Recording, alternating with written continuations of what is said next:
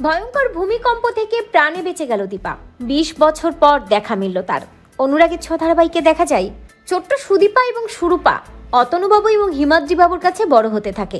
একই স্কুলে ভর্তি হয় তারা। দুজনের মধ্যে তৈরি হয় বন্ধুত্ব, যা অবাক করে সকলকে। তবে দুজনের বাবা খুব ভালো করেই জানে এরা দুজন যমজ বোন, এবং এই কঠিন সত্যি তারা আড়ালে রেখে দেয় তাদের পরিবারের স্বার্থে। কারণ অতনুবাবুর স্ত্রী কোনোভাবেই মানতে পারবে না যে সে একটা মৃত সন্তানের জন্ম দিয়েছিল সেটা। তাই সুরূপাকে পরমা হিসেবেই ছোট থেকে বড় করতে থাকে অতনুবাবু এবং তার স্ত্রী। এভাবেই কেটে যায় অনেকগুলো বছর।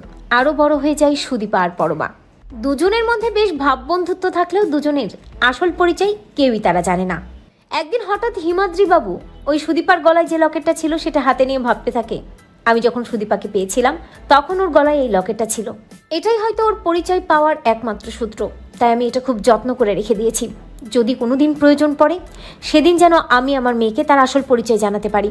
তবে আমি চাই ও আগে বড় হোক, অনেক বড় হোক। অন্যদিকে দেখা যায় 20 বছর পর হসপিটালে শুয়ে আছে দীপা। দীপা আসলে কোমায় চলে গেছে। ওই ভূমিকম্প থেকে দীপা প্রাণে বেঁচে গেছে। সেনগুপ্ত পরিবারের অনেকেই মারা গেছে, একে অপরের থেকে ছিন্ন বিচ্ছিন্ন হয়ে গেছে। কারো কোনো খোঁজ খবর কেউ সেইভাবে জানে না। একদিকে যখন সুদীপা এবং সুরূপা বড় হচ্ছে, অন্যদিকে তখন দীপা কোমায় পড়ে আছে। অনেক বছর কেটে গেছে, দীপাও বৃদ্ধ হয়ে গেছে, শুধু প্রাণটুকুই আছে দীপার। হঠাৎ একদিন মিরাকেল ঘটে। একটু একটু করে দীপা তার হাতগুলো নাড়াতে থাকে, যেটা দেখে অবাক হয়ে যায় ডক্টর।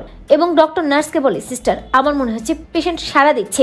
পেশেন্ট হয়তো ভালো দিকে যাচ্ছে, উনি হয়তো সুস্থ হয়ে যাবেন, উনি হয়তো চোখ খুলবেন। কিন্তু ওনার পরিবার কোথায় আছে? তারা কেউ কি আদৌ আছে ওনার পরিবারের? তো বন্ধুরা, তোমরা এটাই চাও তো যে দীপা যেন ওই ভূমিকম্প থেকে বেঁচে যায় এবং দীপা যেন তার 2 নাতনিকে খুঁজে পায়? কমেন্ট করে জানাতে ভুলো না।